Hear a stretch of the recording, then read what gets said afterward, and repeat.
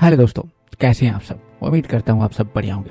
दोस्तों, कहा जाता है कि जन्म सिर्फ मरने के बाद ही मिलता है, लेकिन तिब्बत एक ऐसा देश है जो इस धरती पर किसी जन्नत से कम नहीं है, क्योंकि यहाँ पर स्थित है दुनिया का सबसे ऊंचा पर्वत माउंट एवरेस्ट, जो इस देश की खूबसूरती में चार चांद लगाता है। हम बात कर रहे हैं दुनिया की छत कहे जाने वाले देश के, जिस पर चीन ने 1959 में जबरन कब्जा किया हुआ था। और आज ये देश चीन का एक ऐसा क्षेत्र बन चुका है जहां रहने वाले लोग आज भी अपनी आजादी के लिए तरस रहे हैं। जी हाँ दोस्तों, हम बात कर रहे हैं तिब्बत देश की। इतना ही नहीं, बल्कि तिब्बत समुद्र तट से इतने ऊंचाई पर स्थित है कि यहाँ आने वाले टूरिस्टों को भी सांस लेने में दिक्कत और सिर दर्द जैसी समस्याएं होती हैं। और तो और आप इस बात पर शायद यकीन ही नहीं करोगे कि यहाँ इंसान की मृत्यु के बाद उसे जलाया या दफनाया नहीं जाता, बल्कि उसके अंतिम संस्कार में उसके छोटे छोटे टुकड़े करके उसे गिद्धों के बीच डाल दिया जाता है, जो उसे नोच नोच कर खा जाते हैं। और वहाँ के लोगों का कहना है कि उससे उन्हें स्वर्ग की प्राप्ति होती है। ये रिवाज वाकई में सच है या फिर गलत है, ये सब आपको इस वीडियो में आगे जाके पता चलेगा। और साथ ही आपको दिखाएंगे यहाँ पर स्थित भगवान शिव कैलाश पर्वत, जिसे देखने के लिए लाखों की संख्या में श्रद्धालु और टूरिस्ट घूमने आते हैं। तो दोस्तों, तिब्बत जो अपने सेंट्रल एशिया में अपनी ऊंची ऊंची बर्फीली पहाड़ियों, नदियों और अपने अजीबोगरीब रिवाजों के लिए दुनिया भर में जाना जाता है। जी हाँ, अजीबोगरीब रिवाजों के लिए। वैसे तो दुनिया में जब किसी व्यक्ति की मृत्यु होती है तो उसे दफनाया या फिर जलाया जाता है, लेकिन तिब्बत दुनिया का एकमात्र ऐसा देश है जहाँ किसी की मृत्यु अगर होती है तो उसे जलाया या दफनाया नहीं जाता, बल्कि बौद्ध धर्म के रिवाजों के अनुसार उसे छोटे छोटे टुकड़े करके ऊंची पहाड़ियों पर ले जाकर गिद्धों के बीच में उसे डाल दिया जाता है।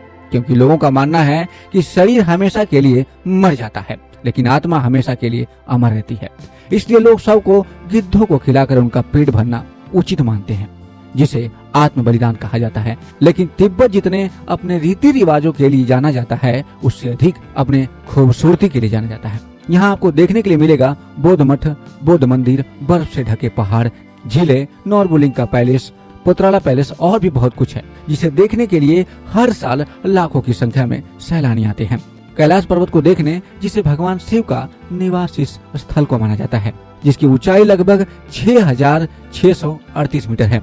और आप यकीन नहीं करोगे कि ये इतना खूबसूरत नजारा है कि अगर आप कैलाश पर्वत पर एक बार पहुंच गए तो आपका वापस आने का मन ही नहीं करेगा। इसलिए इस देश को स्वर्ग का देश भी कहा जाता है, जहां जाकर आपको ऐसा लगेगा जैसे कि आप किसी देश में नहीं बल्कि जन्नत में आ गए हो, जिसकी चारों ओर की खूबसूरती आपको रोकने पर मजबूर कर देगी। कुछ इस तरह से है ये देश। लेकिन क्या आप जानते हैं कि तिब्बत इतने ज्यादा ऊंचाई पर होने के कारण यहाँ आने वाले टूरिस्टों को भी कई शारीरिक समस्याओं का सामना करना पड़ता है, क्योंकि तिब्बत समुद्र तल से लगभग 4500 मीटर की ऊंचाई पर स्थित है, जिससे यहाँ की हवा में ऑक्सीजन की कमी होती है। क्योंकि जितनी ऊंचाई पर हम जाते रहते हैं, हवा में ऑक्सीजन का स्तर कम होता रहता है, जिससे यहाँ आने वाले टूरिस्टों को सांस लेने में परेशानी होती है। लंबे समय तक ऊंचाई पर रहने से दिल और फेफड़ों पर दबाव पड़ता है, जिससे थकान, सिर दर्द और चक्कर आना जैसी समस्याएं होती है। हालांकि यहाँ रहने वाले लोगों को कोई परेशानी नहीं होती, क्योंकि इस माहौल में रहने की लोगों को आदत सी हो चुकी है, जहाँ लोग सदियों से और वर्षों से रह रहे हैं। परंतु टूरिस्ट जब इस देश में घूमने आते हैं तो वो अपने साथ सांस लेने के लिए ऑक्सीजन सिलेंडर लेते हुए आते हैं। अगर आप भी दोस्तों इस देश में कभी घूमने जाए तो इस बात का ख्याल जरूर रखें, और ख्याल रखें इस देश में मनाए जाने वाले त्योहारों का, जिसमें शामिल होकर आप इस देश को गहराई से जान सकते हैं। जिसमें से एक है न्यू ईयर, जो तिब्बती कैलेंडर के पहले महीने की शुरुआत में मनाया जाता है। यह त्योहार आमतौर पर फरवरी या मार्च में आता है, जिसमें लोग अपने पारंपरिक कपड़े पहनकर डांस करते हैं, संगीत गाते हैं और अपने पारंपरिक भोजन खाते हैं। खासकर इस देश की लड़कियां, जो इन पोशाकों में बहुत सुंदर लगती हैं, इन्हें देखकर आप भी इन पर फिदा हो जाएंगे। इसके अलावा दोस्तों, आपको यहाँ देखने को मिलेगा तिब्बत याक, जो एक प्रकार का जानवर है, जो तिब्बत, नेपाल और हिमालय जैसे क्षेत्र में पाया जाता है। ये एक मांसाहारी और दूध देने वाला जानवर होता है, जो कि कठिन परिस्थितियों में भी जीवन यापन करने के लिए माना जाता है। याक का शरीर मजबूत मोटे बालों से ढका होता है, जो इसे बर्फीली और ठंडे वातावरण में गर्म बनाए रखने के लिए मदद करता है। इतना ही नहीं, याक का उपयोग तिब्बत के लोग दूध, मांस और खाने के लिए करते हैं। इसके अलावा याक को खास पर्वतीय इलाकों में सामान ढोने के लिए इस्तेमाल किया जाता है। और तो और याक का इस्तेमाल वाटर टी यानी चाय बनाने के लिए भी किया जाता है, जिसे याक के दूध से बनाया जाता है, जो काफी मलाईदार होता है और मीठा भी होता है। अगर आपको दोस्तों तिब्बत में याक के दूध की चाय पीने का मौका मिले तो बिल्कुल न छोड़ें, यकीनन इसका स्वाद बहुत ही टेस्टी होता है। तो दोस्तों ये है तिब्बत की राजधानी ल्हासा। इसे देवताओं का निवास भी कहा जाता है, जो इस देश को और भी खास बनाती है। खासकर ये महल जो इस देश की इमारत नहीं बल्कि तिब्बत की संस्कृति बौद्ध धर्म का प्रतीक है, जिसका नाम पोटला पैलेस है, जिसे 17वीं शताब्दी में बनाया गया था। और ये तिब्बत के सबसे प्रमुख और सबसे प्रतिष्ठित वास्तुशिल्प धरोहर में से एक है।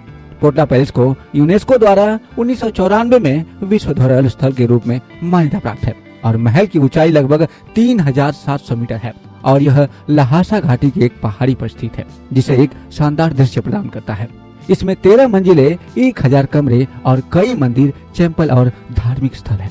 ल्हासा बाजार में आपको तिब्बती पारंपरिक कला, हस्तशिल्प और अनेक खान पीन की झलक देखने को मिलेगी, जहां जाकर आप खरीदारी कर सकते हैं। इतना ही नहीं, इस देश की महिलाएं एक अप्रेन नाम की ड्रेस पहनती है, जिससे यह पता चलता है कि ये महिलाएं शादीशुदा है। और आप इस देश में कभी घूमने जाएं और इस ड्रेस पहनी हुई लड़कियों को देखें तो समझ जाएं कि ये लड़कियां शादीशुदा हैं। हालांकि इस देश के कुछ इलाकों में रहने वाले लोग तिब्बती भाषा बोलते हैं, लेकिन आपको बता दें कि इस देश की आधिकारिक भाषा तिब्बती है, जो पूरे देश में बोली जाती है।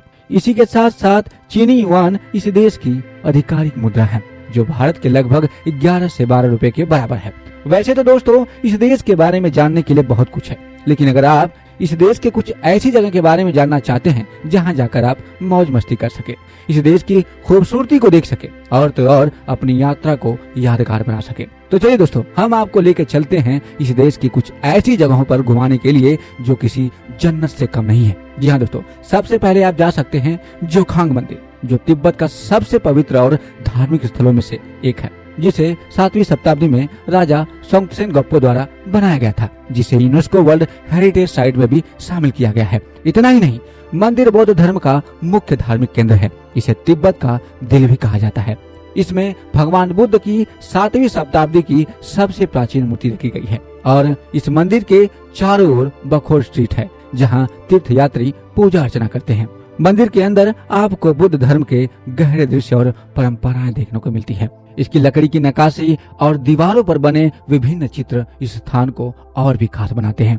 इसके बाद दोस्तों आप जा सकते हैं यमद्रोक झील, जो तिब्बत की सबसे खूबसूरत झीलों में से एक है, जिसे पवित्र झील के नाम से भी जाना जाता है। यह झील 72 किलोमीटर लंबी है और इसकी गहराई और सुंदरता पर्यटकों को मंत्रमुग्ध कर देती है, जिसका साफ नीला पानी क्रिस्टल जैसा चमकता है। इसके चारों ओर बर्फ से ढके पहाड़ तो इसकी खूबसूरती को और बढ़ाते हैं और यहाँ आने वाले टूरिस्ट झील के किनारे बैठकर शांति का अनुभव करते हैं। आसपास के गांव के लोग झील को पवित्र मानते हैं और यहाँ प्रार्थना करने आते हैं।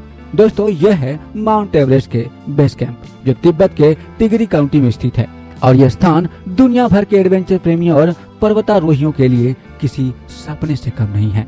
ये कैंप दुनिया की सबसे ऊंची चोटी माउंट एवरेस्ट के आधार पर स्थित है और यहाँ से एवरेस्ट की बर्फीली चोटी का अद्भुत नजारा दिखाई देता है। बेस कैंप समुद्र तल से 5200 मीटर की ऊंचाई पर स्थित है, जो इसे चुनौतीपूर्ण बनाता है।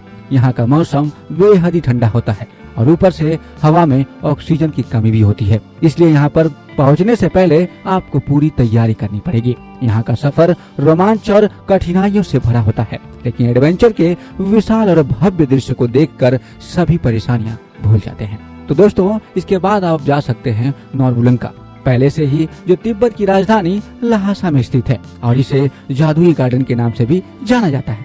इसके लिए 18वीं शताब्दी में दलाई लामा ने अपने ग्रीष्मकालीन निवास के रूप में बनाया था। यह पैलेस तिब्बत की वास्तुकला और प्राकृतिक सुंदरता का अद्भुत संगम है। नोर्बुलिंग का अर्थ है केबल पार्क और ये 36 एकड़ में फैला हुआ है। यहाँ के बगीचों में 36 प्रकार के पेड़ पौधे, फूल और झीलें हैं, जो इसे प्राकृतिक प्रेमियों के लिए आदर्श बनाते हैं। ये पहले तिब्बती सांस्कृतिक परंपराओं को जानने का एक बेहतरीन तरीका है। यहाँ के शानदार कमरे, दलाई लामा का निजी निवास और प्राचीन मंदिर इस जगह को और भी खास बनाते हैं। इस पैलेस में समय बिताना न केवल मानसिक शांति प्रदान करता है, बल्कि तिब्बती जीवन शैली को समझने का एक अवसर भी देता है। यहाँ की हरियाली और शांतिपूर्ण माहौल आपको एक अलग ही दुनिया में ले जाएगा। तो दोस्तों, यह थी तिब्बत से जुड़ी कुछ बातें। क्या आप तिब्बत गए हैं या जाने वाले हैं? आप अपने कमेंट्स में हमें जरूर बताइएगा। आपने इस वीडियो को अंत तक देखा तो अपना एक छोटा सा लाइक हमें जरूर देते हुए जाएगा और चैनल को सब्सक्राइब करते हुए जाइएगा। आपने इस वीडियो को अंत तक देखा, इसके लिए बहुत बहुत धन्यवाद।